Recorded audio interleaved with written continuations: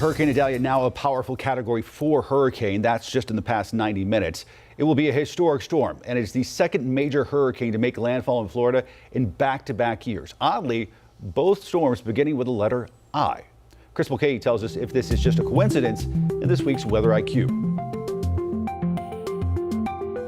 Idalia will be the first hurricane to make landfall in the United States in 2023, and it's backing up this trend. To beware of the I names during hurricane season. Storms beginning with the letter I have been retired more than any other letter, 14 times total, and 12 of those were since the year 2000.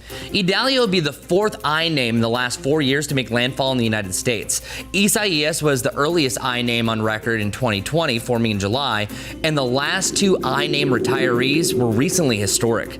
Ida hit Louisiana in 2021, coincidentally on the same date as Katrina.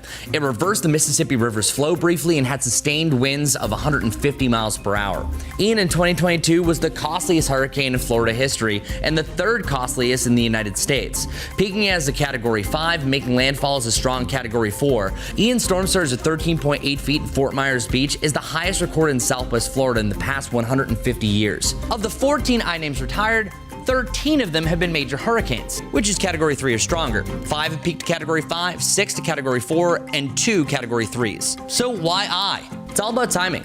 Over the last 30 years, the number 9 storm, I, averages an appearance around September 16th, right around the peak of hurricane season. Also, peak tropical activity is close to the United States at this time. So regardless of being retired or not, Idalia will still be historic. Idalia will be the 8th major hurricane to make landfall in the United States since 2010 and the 40th major landfall since 1954, where 87% of those names were retired.